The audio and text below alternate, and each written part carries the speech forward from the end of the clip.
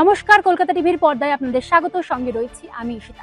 আচ্ছা, একটা কথা বলুন তো, আপনিও কি এই কাজ বাড়িতে করে থাকেন? বাইরে যখন তুমুল বৃষ্টি পড়ছে, বজ্রবিদ্যুৎ সহ ঝোড়ো হাওয়া বইছে, তখন কি আপনি চার্জে দিয়ে ফোন ঘাটেন?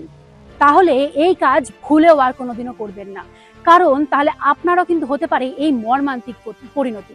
আজকে এমন একটি ঘটনা বলবো যা শুনিয়ে আপনারাও চমকে যাবেন।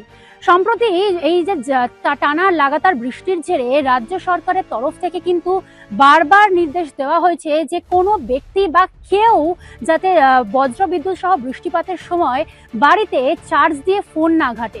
কিন্তু তারপরেও রাজ্যে বিভিন্ন দিকে দিকে এরকম ঘটনা প্রায়শই ঘটে থাকে। আর এবার আজকে যে কথা বলবো সেটা হচ্ছে উড়িষ্যার কোরাপুটের ঘটনা। সম্প্রতি বজ্রবিদ্যুৎ সহ প্রবল ঝড় বৃষ্টির সময় মোবাইল ফোন চার্জে দিয়ে ফোন ঘাটছিল 16 বছরের এক কিশোর। আর সেই অসাবধানতাই ডেকে আনলো মর্মান্তিক পরিণতি।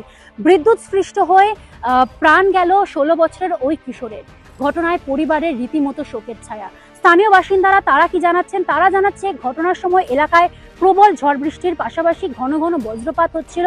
সেই সময় ওই কিশোর ঘরের ভিতর প্লাগ পয়েন্টে চার্জার লাগিয়ে চার্জ দিচ্ছিল ফোনে, আর সঙ্গে নাকি গেম খেলছিল, অর্থাৎ ফোনের মধ্যে কিন্তু সে বুথ ছিল।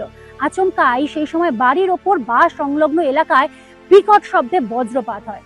এরপর বজ্রপাতের তীব্র বৈদ্যুতিক তরঙ্গ বাড়ির ওয়্যারিং এবং চার্জিং কেবলের মাধ্যমে প্রবাহিত হয়ে কিশোরটির ব্যবহৃত ফোনে পৌঁছে যায় বলেই জানা যাচ্ছে। মুহূর্তের মধ্যে বিস্ফোরণ হয় এবং ঝলসে যায় গোটা কিশোরের শরীর। ঘটনার পর তড়িঘড়ি সেই কিশোরকে হাসপাতালে নিয়ে যাওয়া হলে চিকিৎসকরা তাকে মৃত বলে ঘোষণা করেন। গোটা পরিবারে কিন্তু এখন শোকের ছায়া। বিশেষজ্ঞরা কি বলছেন? বিশেষজ্ঞরা বলছেন বজ্রপাতের সময় শুধু খোলা আকাশের নিচেই নয়, ঘরের ভিতরেও বৈদ্যুতিক তারের মাধ্যমে বিপদ ছড়িয়ে পড়তে পারে। বাড়ির বৈদ্যুতিক লাইনে বজ্রপাত সরাসরি আঘাত করলে বা কাছাকাছি বজ্রপাত হলে পাওয়ার লাইনে আকস্মিক ভোল্টেজ সার্জ তৈরি হতে পারে। সেই অতিরিক্ত বিদ্যুৎ চার্জিং তারের মাধ্যমে ডিভাইসে পৌঁছে ব্যবহারকারীর শরীরেও প্রবেশ করতে পারে। তাই বজ্রপাতের সময় কোনোভাবেই কিন্তু মোবাইল ফোন চার্জে দিয়ে ফোন ঘাটবেন না, গেম খেলবেন না, কোনো রকম কাজ করবেন না।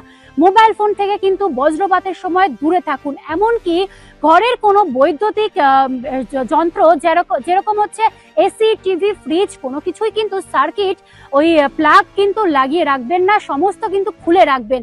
বারবার সতর্ক থাকুন। প্রশাসনের তরফ থেকে এটাই বলা হচ্ছে, সতর্ক থাকুন, সুস্থ থাকুন। এখন এ পর্যন্তই। দেখতে থাকুন কলকাতা টিভি, রাত দিন 7 দিন।